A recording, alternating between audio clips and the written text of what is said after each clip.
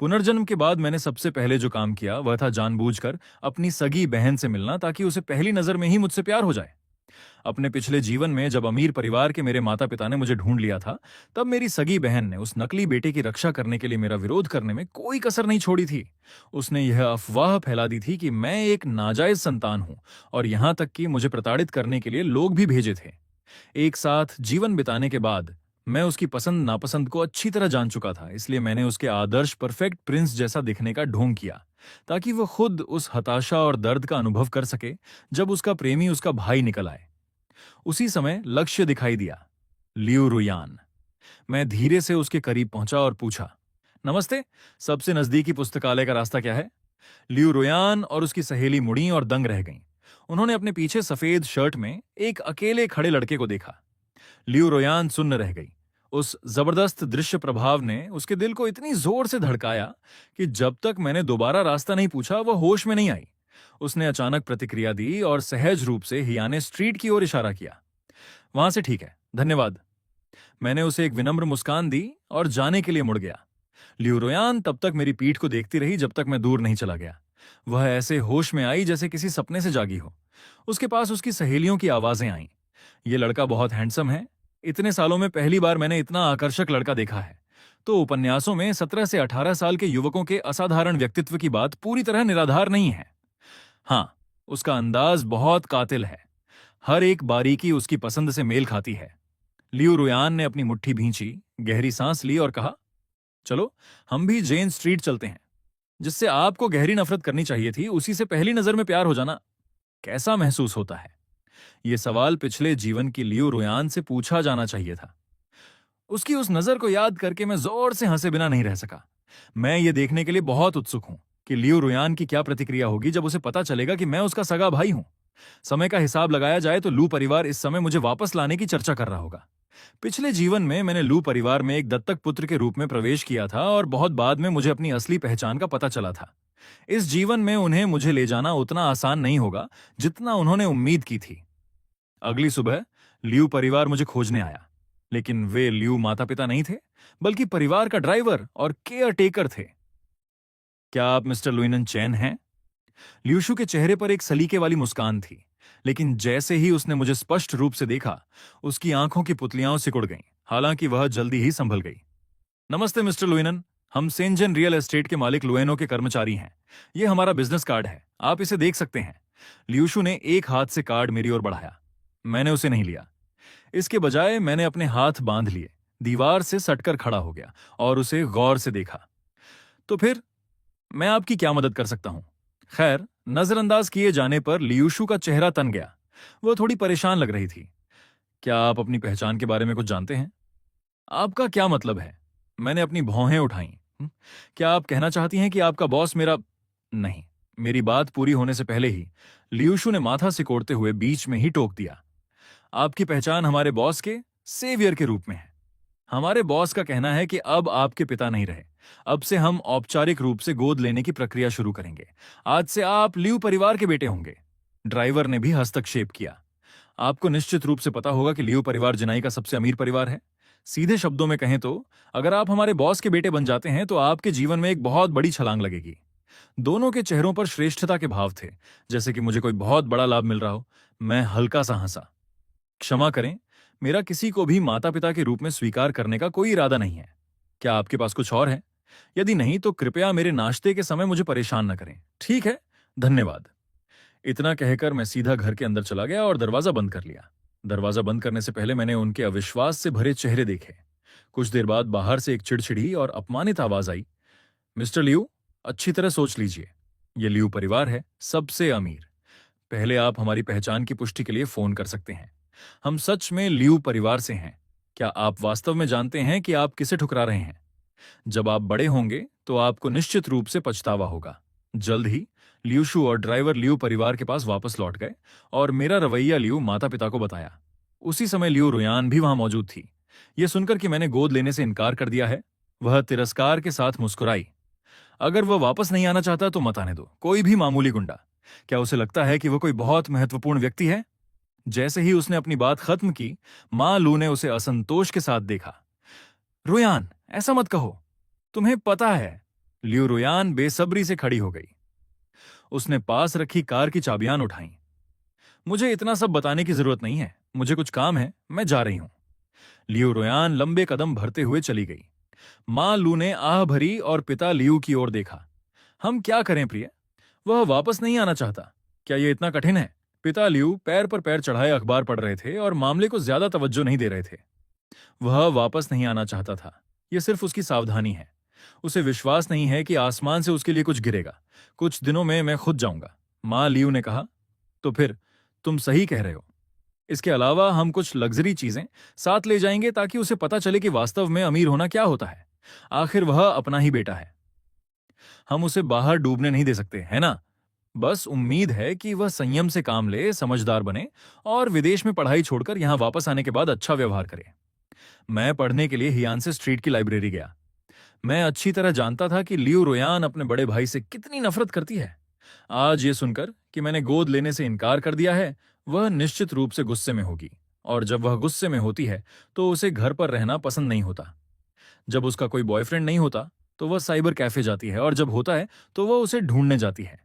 उस दिन मैंने लियू रुयान की आंखों में साफ तौर पर अचंभा देखा था। इसलिए भले ही मैं उसका बॉयफ्रेंड नहीं था, लेकिन उसकी पहली नजर के प्यार के रूप में अगर कोई अनहोनी नहीं हुई तो वह आज भी अपनी किस्मत आजमाने हियानसे स्ट्रीट जरूर आएगी। मैं साइकोलॉजी की एक किताब हाथ में लिए बड़े चाव से पढ़ रहा था, जैसा कि मुझे उम्मीद थी। 1 घंटे बाद मुझे लियू रुयान की उत्साहित आवाज सुनाई दी। क्या तुम वही हो? मैं जानबूझकर खिड़की के पास बैठा था। आज मौसम अच्छा था और सुनहरी धूप मेरे चेहरे पर पड़ रही थी। ऐसा लग रहा था जैसे मैं खुद चमक रहा हूं। अपना सिर थोड़ा ऊपर उठाते ही मैंने कुछ ही दूरी पर लियू रुयान को देखा। उस पल वह बड़े कदमों से मेरी ओर बढ़ रही थी। उसकी उठी हुई बादामी आंखों में थोड़ा भ्रम था। जब लियू रुयान मेरे सामने रुकी और खुशी से मुझे देखा तो मैंने उलझन में अपनी भौहें सिकोड़ लीं। आप हैं।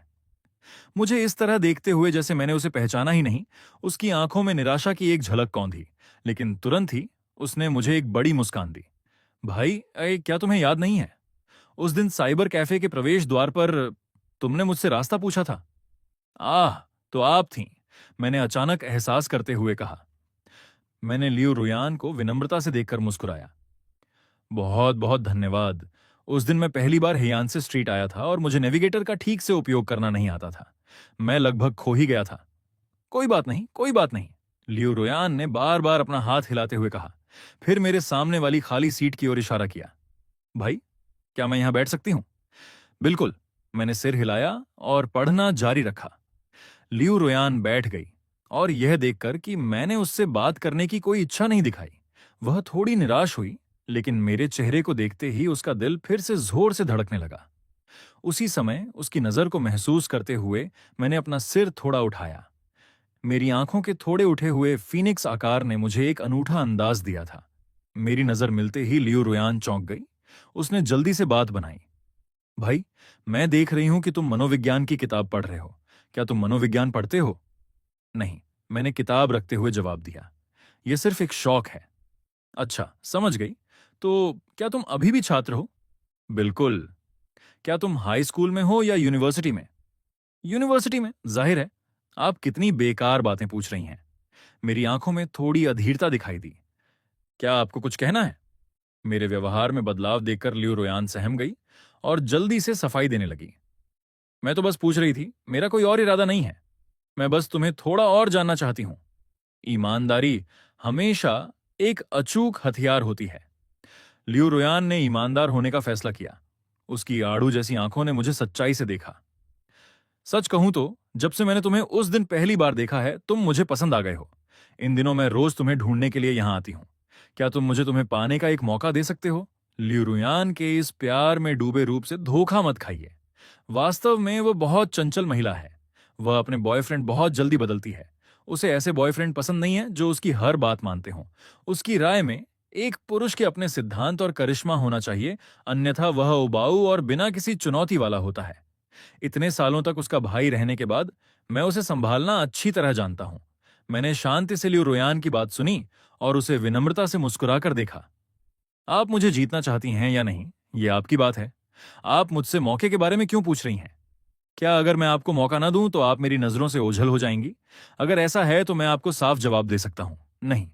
मेरा लहजा नरम था, लेकिन मेरी अभिव्यक्ति अत्यंत दृढ़ थी। हस्तक्षेप से थोड़ी झुंझलाहट दिखाते हुए मैंने किताब उठाई और खड़ा हो गया। क्या आपको कुछ और काम है? अगर कुछ नहीं है तो मैं चलता हूं। लियो रोयान को उम्मीद नहीं थी कि मैं इतनी अचानक अपनी राय बदल दूंगा। मुझे जाने के लिए खड़ा होते देख वह भी जल्दी से खड़ी हो गई और बोली, छोटे भाई, मेरा वह मतलब नहीं था। बस कोई बात नहीं, अगर तुम नहीं चाहते कि मैं तुम्हारा पीछा करूं, मैं तो बस तुम्हें बताना चाहती थी ताकि मैं बहुत ज्यादा ढीठ ना लगूं। चाहे तुम सहमत हो या नहीं, मैं तुम्हारा पीछा करूंगी। उसकी अभिव्यक्ति अत्यंत गंभीर थी। मैंने बस उसे बेरुखी से देखा। जैसी आपकी मर्जी। जाने से पहले मैंने पास की शेल्फ से एक किताब उठाई। यह देखकर लियू रुयान भी मेरे पीछे पीछे आई और मुझे दोपहर के भोजन पर आमंत्रित करना चाहा। मैंने मना कर दिया, लेकिन ठुकराए जाने के बाद भी लियू रुयान ने हार नहीं मानी और मेरा कॉन्टैक्ट इंफॉर्मेशन मांगा। उसकी जिद से परेशान होकर मैंने कहा, अगली बार अगर हम फिर मिले तो मैं तुम्हें अपना कॉन्टैक्ट दे दूंगा। इस बार लियू रोयान ने और जिद नहीं की। आज दोपहर मैं तुम्हारे लिए खाना बनाऊंगी। तुम क्या खाना पसंद करोगे? मैं उनसे सामग्री खरीदने के लिए कहूंगी, लेकिन मुझे परवाह नहीं है। आखिर जो चीज आसानी से मिल जाती है उसकी कभी कद्र नहीं होती, और मैं चाहता हूं कि जिस दौरान लियू परिवार मुझे परेशान कर रहा है उस समय मैं रुहान के दिल पर एक परफेक्ट छाप छोड़ दूं। अगले कुछ दिनों तक मैं स्कूल और अपने किराए के घर के बीच आता जाता रहा और लाइब्रेरी नहीं गया। और जब रविवार आया तो मेरे किराए के घर पर आखिरकार दूसरा मेहमान पहुंचा। वे लियू के माता पिता थे। पिछली बार जब मैंने लियू परिवार द्वारा भेजे गए व्यक्ति को ठुकरा दिया था, तब से पिता लियू मुझसे मिलने आने की योजना बना रहे थे। आज उनके पास समय था, इसलिए वे मां लियू के साथ आए। जहां तक लियू के माता पिता का सवाल है, वे स्वाभाविक रूप से नीचे इंतजार कर रहे थे। आप लोग कौन हैं? उस समय अभी सुबह ही थी। मैं दरवाजे के फ्रेम पर टिका हुआ था। न तो पिता लियू और न ही मां लियू ने उम्मीद की थी कि मैं इतना हैंडसम हूंगा। मुझे पहली बार देखकर वे दंग रह गए और उन्हें प्रतिक्रिया देने में काफी समय लगा। इतना सुंदर बेटा, उसे देखना ही आंखों के लिए सुकून है। और जब मैं लियू परिवार में वापस जाऊंगा तो मेरी शिक्षा या अनुभव चाहे जो भी हो, केवल यह चेहरा ही एक अत्यंत शक्तिशाली हथियार है। नौजवान, मुझे नहीं पता कि तुम मुझे पहचानते हो या नहीं। आने से पहले पिता लियू के मन में कुछ बेचैनी थी। आखिर इस बेटे के प्रति, जिसे उन्होंने कभी अपने पास नहीं पाला था, उनके मन में कोई लगाव नहीं था। अगर खून का रिश्ता ना होता तो वे आने की जहमत भी नहीं उठाते। लेकिन अब लग रहा है कि यह यात्रा मेरी कल्पना से कहीं अधिक मूल्यवान रही है। पिता लियू के चेहरे पर एक दयालु भाव था। मैंने जवाब दिया, और मुझे उम्मीद नहीं थी कि अगर मैं आपको पहचान भी लूं तो भी आपसे पूछूंगा कि आप कौन हैं। मेरे इस रवैये ने पिता लियू को थोड़ा असहज कर दिया, लेकिन लियू परिवार को मिलने वाली ताकत के बारे में सोचकर उन्होंने उस बेचैनी को दबाने पर खुद को मजबूर किया। उन्होंने यह भी नहीं सोचा था कि मैं गोद लिए जाने से इनकार कर दूंगा। आखिर वह जिनाई के सबसे अमीर आदमी है।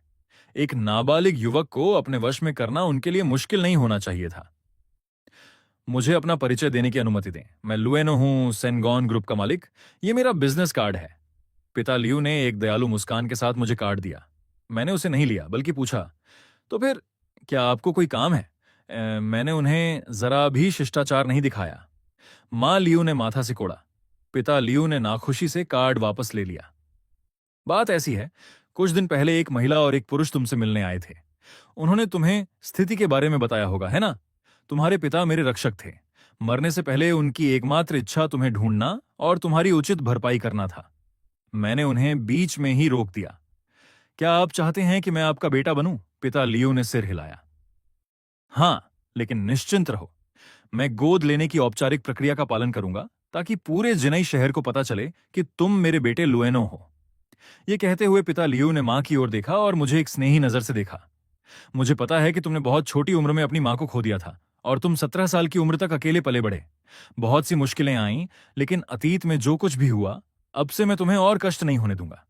मेरा लियू परिवार हालांकि बेहद अमीर नहीं है, लेकिन जिनई में उसका एक निश्चित रुतबा है और वह तुम्हें वह सब करने के लिए समर्थन दे सकता है जो तुम चाहते हो। अब से तुम मेरे सगे बेटे हो। पिता लियू भावुक होकर बोल रहे थे, लेकिन मुझ पर जरा भी असर नहीं हुआ। मैंने उन्हें बिना किसी भावना के देखा। इसकी कोई आवश्यकता नहीं है। जैसा कि मैंने कहा, मेरा किसी को भी ऐसे ही माता पिता मानने का कोई विचार नहीं है। उन्होंने कभी सोचा भी नहीं था कि इतना सब बोलने के बाद भी मैं उन्हें ठुकरा दूंगा। उनका चेहरा तुरंत काला पड़ गया। तुम इसे ऐसे ही माता पिता मानना कैसे कह सकते हो? तुम्हारे पिता मेरे रक्षक थे। मैंने कहा, मेरे पिता आपके पिता के रक्षक थे। मैं आपका रक्षक नहीं हूं। आपको इस बात से संतुष्ट होना चाहिए कि उन्होंने उन वर्षों में आपको अच्छा खाना पीना दिया। आपको उनके बेटे की चिंता करने की जरूरत नहीं है। इसके अलावा मैं अभी काफी अच्छी तरह रह रहा हूं। क्या तुम्हें लगता है कि इस माहौल में रहना अच्छा है? मेरे लिए मेरा खुश रहना ही काफी है। इस जीवन में मैं कभी भी दत्तक पुत्र के रूप में वापस नहीं जाऊंगा। मैं चाहता हूं कि लियू परिवार व्यक्तिगत रूप से मेरी पहचान एक सगे बेटे के रूप में स्वीकार करे, और मैं धीरे धीरे लियू परिवार की सीमाओं को तोड़ दूंगा। अन्यथा बाहर रहकर भी मैं लियू परिवार को एक दिन भी चैन से नहीं रहने दूंगा। अगर मैं दत्तक पुत्र के रूप में वापस जाता हूं तो यह एक बंधन में बंधने जैसा है। फिर अगर वे मुझ पर कोई ठप्पा लगाना चाहें तो उनके लिए यह बहुत आसान होगा। हालांकि मैं उनसे डरता नहीं हूं, लेकिन मैं इतनी परेशानी भी नहीं चाहता। साथ ही सगे बेटे के रूप में वापस जाने से मुझे यह देखने का मौका मिलेगा कि लियू परिवार का वह नकली छोटा बेटा वास्तव में उतना ही मासूम है या नहीं। मैंने उन दोनों के गुस्से भरे चेहरों की ओर देखा। यार से क्या आपको कुछ और कहना है? अगर नहीं तो मुझे बाहर जाना है। मैंने दरवाजा बंद किया और जाने के लिए तैयार हो गया। लियू के माता पिता मेरे पीछे पीछे आए। लियू के पिता बात नहीं करना चाहते थे। मां लियू ने मुझे सलाह दी, नौजवान तुम बहुत छोटे हो और तुम्हें नहीं पता कि पैसा कितना महत्वपूर्ण है। मैंने कहा, मैं भविष्य में अपना खुद का कमा लूंगा। तुम कितना कमा पाओगे? ऐसा नहीं है कि मैं तुम्हें नीचा दिखा रही हूं, लेकिन लियू परिवार बिना किसी मेहनत के तुम्हें एक विला महल तोहफे में दे सकता है। अगर तुम खुद पर निर्भर रहोगे तो तुम विला कब खरीद पाओगे? और वे लिमिटेड एडिशन कारें और घड़ियां। अगर तुम हमारे बेटे बन जाते हो तो यह सब तुम्हारे पास होगा। अचानक मैं मुड़ा और मां लियू की ओर देखते हुए व्यंग्य से कहा, जब मेरे पिता आपके पति के रक्षक हैं और आपके पास उनका आभार व्यक्त करने का एकमात्र तरीका मुझे गोद लेना है, अगर मैं उनका बेटा नहीं बनता तो मुझे कुछ नहीं मिलता। ये क्या दर्शाता है? ये दर्शाता है कि आप लोग न केवल मेरे पिता को इनाम देना चाहते हैं, बल्कि आप मुझे सुंदर देख रहे हैं और सोचते हैं कि मैं आपके लिए परिवार के लिए एक मोहरा बन सकता हूं। क्या शक्तिशाली परिवार मैरिजेस ऑफ कन्वीनियंस में शामिल नहीं होते? मैंने एक ठंडी मुस्कान दी। अगर मैं वास्तव में आपका दत्तक पुत्र होता तो आप मुझ पर जो भी पैसा निवेश करते, भविष्य में उसे कई गुना बढ़ाकर वसूलते। यहां तक कि अगर मैं आपके आदेशों को मानने के लिए तैयार नहीं होता तो शायद आप मुझ पर एहसान फरामोश होने का आरोप लगाते। आप लोग वास्तव में ढोंगी हैं। आप भलाई के बदले बुराई करने वाले काम करते हैं, लेकिन खुद पर कृतज्ञता का ठप्पा लगा लेते हैं, जिससे आपको पैसा, शोहरत और फायदे मिलते हैं। जैसा कि उम्मीद थी, आप जिनाई के सबसे अमीर परिवार हैं। मुझे दोबारा मत ढूंढिएगा। आप जो भी कहें मैं स्वीकार नहीं करूंगा। उनके चेहरों पर अपराध बोध, आक्रोश और अविश्वास के भाव देखकर मैं हल्के कदमों से आगे बढ़ गया। उन दोनों बुजुर्गों को डांटने के बाद मुझे बहुत राहत महसूस हुई और मैं छोटी लियू रोयान को परेशान करने के लिए तैयार हो गया। पूरे परिवार का एक साथ होना जरूरी है, तभी यह पूर्ण होगा। 10 दिन बाद मैं आखिरकार हियानसे स्ट्रीट की लाइब्रेरी में वापस आया, लेकिन करीब पहुंचने से पहले ही मैंने लियू रोयान को लाइब्रेरी के प्रवेश द्वार पर उकड़ू बैठे देखा। उसका चेहरा झुंझलाहट से भरा था। उसी समय लियू रोयान ने भी मुझे देखा और हमारी नजरें मिलीं। लियू रोयान की आंखें चमक उठीं और वह तुरंत मेरी ओर दौड़ी। भाई, आखिरकार मैं तुम्हें फिर से देख पाई। इस बार तुम मुझे अपना कांटेक्ट दे सकते हो? मैंने बेरुखी से माथा सिकोड़ा। मुझे इस तरह देखकर लियू रोयान थोड़ी घबरा गई। तुमने पहले कहा था कि अगर हम फिर मिले तो। अमीर लोगों के शौक हमेशा एक जैसे होते हैं। मैंने उसे अपनी बात पूरी नहीं करने दी और व्यंग्य भरे लहजे में कहा, आप लोगों को वे नौजवान पसंद हैं जो मासूम हों और जिन्हें आसानी से नियंत्रित किया जा सके, है ना? मेरे शब्दों ने स्पष्ट संकेत दिया कि मुझे कोई बात परेशान कर रही है। लियू रोयान गंभीर हो गई और मुझे जाने के लिए मुड़ते देख वह जल्दी से मेरे पीछे आई। भाई, क्या तुम्हें कुछ हुआ है? मुझे बताओ, शायद मैं तुम्हारी मदद कर सकूं। मैंने उसकी बात पर कोई ध्यान नहीं दिया। माना, मैं स्वीकार करती हूं कि पहली नजर का प्यार अक्सर सिर्फ शारीरिक आकर्षण होता है, लेकिन मैंने कभी तुम्हें ठेस पहुंचाने या तुम्हें पसंद न आने वाले तरीकों से अपना बॉयफ्रेंड बनाने के लिए मजबूर करने के बारे में नहीं सोचा। उसने अपने होंठ सिकोड़े। जबरदस्ती तोड़ा गया फल मीठा नहीं होता। मैं चाहती हूं कि मेरी भावनाएं सम्मान, समानता और आपसी प्रेम के माहौल में पनपें। लियू रोयान ने महसूस किया कि मैं थोड़ा नरम पड़ गया हूं और उसने राहत की सांस ली। वह और भी अधिक ईमानदार हो गई। भाई, पिछली बार जब तुमने कहा था कि अगर हम दोबारा मिले तो तुम मुझे अपना कांटेक्ट दोगे, तब से मैं रोज लाइब्रेरी में इस उम्मीद के साथ तुम्हारा इंतजार करने आती हूं कि हम फिर मिलेंगे और दोस्त बनेंगे। मैंने उसे ऐसी नजर से देखा जो सब कुछ बयां कर रही थी। लियू रोयान ने अस्थायी रूप से कहा, मुझे यकीन है कि देर सवेर मैं तुम्हारा दिल जीत लूंगी और तुम मेरे बॉयफ्रेंड बन जाओगे। तुम्हें खुद पर भरोसा तो है ही। आखिर मैंने अपनी बेरुखी छोड़ ही दी। लियू रुयान ने अपनी पीठ सीधी की। बेशक, जब तुमने मुझे पहली बार देखा तो शायद तुम्हें लगा होगा कि मैं आकर्षक नहीं हूं, लेकिन अगर तुम मेरे साथ समय बिताओगे तो तुम्हें एहसास होगा कि मैं कितनी दिलकश हूं। मैंने अपनी भौहें उठाकर उसकी ओर देखा। और तुम कहती हो कि तुम आकर्षक नहीं हो? असल में लियू रोयान बिल्कुल भी बदसूरत नहीं थी। उसने लियू परिवार के बेहतरीन जीन विरासत में पाए थे। वह लंबी और छरहरी थी। उसका चेहरा चमकता हुआ और युवा था। स्कूल में अनगिनत लड़के उसके पीछे पड़े रहते थे। इसके अलावा उसका परिवार अमीर भी था। उसे कैंपस की एक प्रमुख हस्ती माना जा सकता था। थोड़ी देर बातचीत करने के बाद लियू रोयान और मेरे बीच की दूरी काफी कम हो गई। हमें कॉफी पीने के लिए एक कैफे मिला और लियू रोयान ने मुझसे पूछा कि पहले मेरा मूड क्यों खराब था। मैंने जवाब देने से पहले एक पल का मौन रखा और आज जो हुआ उसे बताने के बारे में सोचा।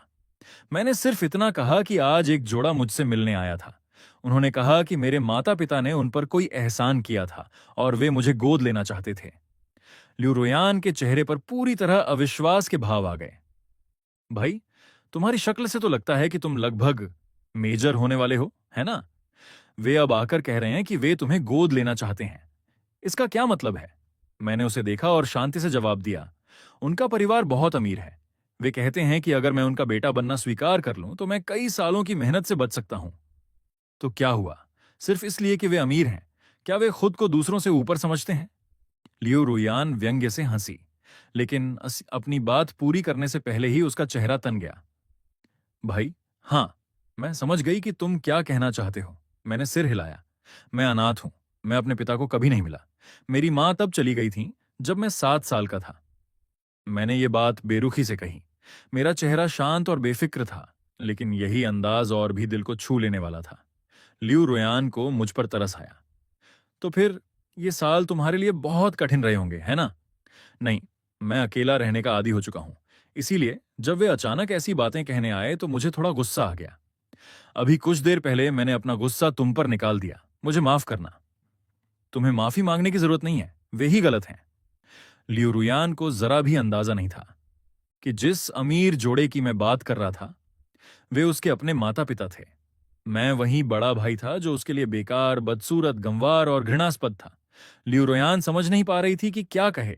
आखिर अपनी वर्तमान स्थिति के अनुसार उसके पास मुझे कुछ भी वादा करने का कोई आधार नहीं था। काफी सोच विचार के बाद लियू रुयान ने गहरी सांस ली। भाई, तुम्हें अभी आर्थिक तंगी है। अगर तुम्हें कोई समस्या हो तो मैं तुम्हारी मदद कर सकती हूं। उस अमीर जोड़े को खुद को गोद लेने मत देना। तुम्हें नहीं पता, कुछ अमीर लोग बेरहम और बुरे दिल के होते हैं। वे जो कुछ भी करते हैं उसमें उनका अपना फायदा होता है। तुम इतने हैंडसम हो, अगर तुम उनके बेटे बन गए तो क्या तुम उनके रहमो करम पर नहीं हो जाओगे? मुझे पता है, और अभी मैं बहुत अच्छे से रह रहा हूं। मेरे पास पैसों की भी कमी नहीं है। लियू रुयान के चेहरे पर चिंता देखकर मैं मुस्कुराए बिना नहीं रह सका। तुम्हें गुस्सा होने की जरूरत नहीं है। मैंने उन्हें दृढ़ता से ठुकरा दिया है। वे जो भी कहें, मैं खुद को गोद नहीं लेने दूंगा। लियू रुयान को राहत मिली, लेकिन उसके माथे पर अभी भी शिकन थी। भाई, उन जैसे लोग इतनी आसानी से हार नहीं मानेंगे। मुझे बताओ कि वे किस परिवार से हैं। मेरा परिवार बहुत अमीर तो नहीं है, लेकिन जिनई शहर में उसका कुछ प्रभाव है। मैं उनसे बात कर सकती हूं और फिर वे तुम्हें दोबारा परेशान करने की हिम्मत नहीं करेंगे। ज्यादा जरूरत नहीं है, उन्हें बस बेवकूफ जोकर समझो। मैंने अपना सिर हिलाया। तुमसे बात करना बहुत दिलचस्प है। इसने मेरी बोरियत काफी कम कर दी है। ये कहते हुए मैंने अपना मोबाइल निकाला और आखिरकार लियू रोयान को अपनी कॉन्टैक्ट लिस्ट में जोड़ लिया। किसी की मूनलाइट बनने के लिए बहुत जटिलता की आवश्यकता नहीं होती। एक सुंदर चेहरा ही काफी है। बेशक, अगर आप चाहते हैं कि दूसरा व्यक्ति आपकी परवाह करे और गहराई से प्यार करे, तो इसके लिए बेरुखी और ठुकराने की रणनीति की भी जरूरत होती है। जब आवश्यक हो तो सामने वाले को अपनी खूबियों का पता चलने दें, लेकिन हमेशा रहस्य बनाए रखें। उदाहरण के लिए, मैंने लियू रुयान के साथ कॉफी पीते समय अनजाने में यह बात छोड़ दी कि 15 साल की उम्र में मुझे सीधे किंग बे यूनिवर्सिटी में प्रवेश मिल गया था। कुछ देर बातचीत करने के बाद मैंने जाने की अनुमति मांगी। तुम कहां जा रहे हो? मैं तुम्हें छोड़ देती हूं। तुम्हारा नाम कितना प्यारा है। मैं मुंह परिवार का सबसे बड़ा उपकारी बन गया था और इस तरह मुझे गोल्डन मून ज्वेलरी का 50% हिस्सा मिल गया था। तब से हर साल मैं मियान शहर जाता था और कुछ अच्छी गुणवत्ता वाले पत्थर वापस लाता था, जिन्हें मैं गोल्डन मून ज्वेलरी को बेच देता था। उन पत्थरों की बदौलत वह कंपनी फल फूली और जिनई शहर की ज्वेलरी क्षेत्र की निर्विवाद नेता बन गई। इसीलिए पूरा मुंह परिवार मेरा बहुत आभारी था और मुझसे कहता था कि अगर मुझे कोई समस्या हो तो मैं उनके पास आऊं। हालांकि मैं किसी पर भरोसा नहीं करता। मेरी राय में मानवीय हृदय को समझना असंभव है। इसीलिए भले ही मैंने कई निवेश किए हैं, मैंने कभी किसी को लियू परिवार के साथ अपनी रंजिश के बारे में नहीं बताया, न ही उन पर हमला करने का कोई इशारा दिया। मैं एक साधारण लड़के की तरह हूं, गंभीरता से पढ़ना, खुशी खुशी दोस्त बनाना, और मैं जितना ऐसा होता हूं उतना ही रहस्यमयी मैं उन लोगों की आंखों में दिखता हूं जिनकी मैं मदद करता हूं। भाई मो मेरा पहला दोस्त था। वह मुझसे 4 साल बड़ा है और यूनिवर्सिटी से स्नातक होने के बाद वह अपना खुद का व्यवसाय शुरू करने के लिए जिनई शहर वापस आ गया, जो कि इंटीरियर डेकोरेशन का काम था। इसलिए मैंने भाई मो को अपने नए घर को देखने और उसे सुंदर बनाने के लिए फोन किया। हद है, हमारे छोटे चेन ने आखिरकार हमें याद किया। भाई मो ने मजाक किया, लेकिन वह हमेशा मुझे प्राथमिकता देता है। उसकी ऑफिस बिल्डिंग हियानसे स्ट्रीट से ज्यादा दूर नहीं है, इसलिए जवाब मिलने के तुरंत बाद भाई मो वहां पहुंच गया। भाई मो का स्वभाव बहुत खुला है और वह लोगों के साथ सीधा व्यवहार करता है। यही बात मुझे उसकी पसंद है। तुम्हें अचानक घर खरीदने का विचार कैसे आया? भाई मो ने मजाक किया, लेकिन उसे चिंता भी थी। क्या तुम्हारे साथ कुछ बुरा हुआ है? बस खरीदना चाहता था। तुम आजकल क्या कर रहे हो? मैंने तुम्हारे माता पिता से सुना है कि तुम एक लड़की को पसंद कर रहे हो। क्या तुम्हारा दिल जाग गया है? भाई मो तुरंत शर्म से लाल हो गया। वे सब कुछ क्यों बता देते हैं? असल में ये कोई बड़ी बात नहीं है। बस एक महिला मुझे पसंद है। अगर पसंद है तो उसके पीछे जाओ। भले ही काम न बने, कोई बात नहीं। युवाओं को हमेशा कोशिश करनी चाहिए। करियर में भी ऐसा ही है और प्यार में भी। जो तुम्हें प्रभावित कर सके वह निश्चित रूप से कोई साधारण व्यक्ति नहीं होगी। बिल्कुल नहीं। भाई मो ने गर्व से अपनी भौहें उठाईं। रुको, जब मैं उसे जीत लूंगा तो उसे तुमसे मिलवाने जरूर लाऊंगा। ठीक है, तो मैं तुम्हारी अच्छी खबर का इंतजार करूंगा। मुझसे अलग होने के बाद लियो रोयान गाड़ी चलाकर लियू परिवार के घर वापस गई, लेकिन उसने तुरंत महसूस किया कि लिविंग रूम का माहौल थोड़ा अजीब था। पिता लियू ने कभी नहीं सोचा था कि खुद सामने आने के बाद भी उन्हें खाली हाथ लौटना पड़ेगा। और सिर्फ इतना ही नहीं, जाते समय उस लड़के ने उन्हें उंगली दिखाकर उनका अपमान भी किया। पिता लियू यह कैसे सहन कर सकते थे? वह लंबे समय से एक विशेषाधिकार प्राप्त और अहंकारी जीवन के आदी थे। पूरे रास्ते उनका माथा ठनका रहा। घर पहुंचते ही वह खुद पर काबू नहीं रख सके और एक लात मारकर लिविंग रूम के कोने में रखे फूलदान को तोड़ दिया। फिर उन्होंने गुस्से में मां लियू की ओर देखा। तुम आज मेरे साथ क्यों गई थीं? क्या तुम वहां लकड़ी के टुकड़े की तरह खड़ी रहने गई थीं? बिना एक शब्द कहे, मैं एक कंपनी का प्रेसिडेंट हूं और एक छोकरा मुझे उंगली दिखाकर मेरा अपमान करता है। क्या तुम्हें यह मजाक लग रहा है? यह सुनकर मां लियू की आंखें भर आईं। मुझे मजाक कैसे लग सकता है? जाने से पहले वह अभी भी सोच रही थी कि आखिर वह उनका अपना सगा बेटा है। चाहे वह कैसा भी हो या कितना भी बुरा हो, जब तक वह सही व्यवहार करेगा वे उसके साथ अच्छा व्यवहार करेंगे। लेकिन उन्होंने कभी नहीं सोचा था कि मैं इतना बदतमीज होऊंगा। ऐसे बेटे का क्या फायदा? शुक्र है कि उस समय उन्होंने एक कहानी गढ़ी थी और उसे यह नहीं बताया था कि मैं ही लियू परिवार का यंग मास्टर हूं, वरना लियू परिवार में कभी शांति नहीं होती। मुझे क्या पता था कि वह ऐसा होगा? जाहिर है, वह बाहर पला बड़ा है, उसे अदब का जरा भी अंदाजा नहीं है। पिता लियू की गुस्सैल नजरें देखकर मां लियू के मन में मेरे लिए जो भी थोड़ा बहुत प्यार था वह खत्म हो गया। उसने अपनी आंखों के आंसू पोंछे। अगर वह गोद नहीं लेना चाहता तो मत लेने दो। किसी के भले की सोचना और बदले में बुराई मिलना, ऐसे बेकार प्रयासों का कोई फायदा नहीं है। इसके अलावा ऐसे स्वभाव के साथ अगर वह सच में लियू परिवार में आता है तो भगवान न करे मुझे द्वारा ही पड़ जाए। उसे अपनी बर्बादी में डूबे रहने दो, मुझे परवाह नहीं है। अगर वह बहुत बुरी स्थिति में रहने लगा तो हम उसे कुछ पैसे दे देंगे और बस। इस जीवन के ममता के बंधन को चुकाने के लिए इतना काफी होगा। अब से हमारा इकलौता बेटा टियानी ही होगा। मां लियू अब मेरे बारे में कुछ नहीं सुनना चाहती थी। पिता लियू भी अब ध्यान नहीं देना चाहते थे, लेकिन यह सोचकर कि मैं उन्हें बड़ा फायदा दिला सकता हूं, उन्हें ईर्ष्या और असंतोष महसूस हो रहा था। हालांकि लियू परिवार जिनाई का सबसे अमीर परिवार था, लेकिन राष्ट्रीय स्तर पर उनकी गिनती ऊंचे समाज में नहीं होती थी। महत्वपूर्ण लोगों से जुड़ने का यह सबसे तेज तरीका था। यह सोचकर पिता लियू ने मां लियू पर निशाना साधना जारी रखा। तुम कहती हो कि यह आसान है, मैं इसमें पढ़ना नहीं चाहता, लेकिन अगर बाद में दूसरों को उसकी पहचान के बारे में पता चला तो समाज लियू परिवार पर हमला करेगा। अगर यह बात बाहर निकली तो हमारी नाक कट जाएगी। अगर उसे तमीज नहीं है तो उसे वापस लाओ और तमीज सिखाओ। अगर वह नहीं समझता तो उसे समझने के लिए मजबूर करो। तुम्हें द्वारा पड़ने का डर है, तो बाहर के लोगों की उंगलियों का डर मत रखो। नौकर अब सुनने की हिम्मत नहीं कर रहे थे। पिता ने उसे गोद लेने का विचार छोड़ दिया था। महिलाएं ऐसी ही होती हैं, लंबे बाल और छोटी सोच। उन्हें सिर्फ वही दिखता है जो सामने है। वे यह नहीं देख पाती कि इसे वापस लाना ही होगा। पिता लियू की बातें बहुत तर्कसंगत लग रही थीं, लेकिन माँ लियू मुझसे मिलने के बाद दिल से नहीं चाहती थी कि मैं वापस आऊं। वह उदासी में सोफे पर बैठ गई। उसका दिल गुस्से और कड़वाहट से भरा था, लेकिन वह खुद भी तो गोद नहीं लेना चाहता। हम उसे उसकी असली पहचान नहीं बता सकते, है ना? अगर वह सगे बेटे के रूप में घर वापस आया, तो तियान यी का क्या होगा? भले ही त्यान यी का हमारे साथ खून का रिश्ता नहीं है, लेकिन वह इतना समझदार और इतना अच्छा है कि अगर उसे अपनी पहचान का पता चला, तो वह इसे स्वीकार नहीं कर पाएगा। क्या ज्यादा जरूरी है, लियू त्यान या लियू परिवार? पिता लियू अब मां लियू से और बात नहीं करना चाहते थे।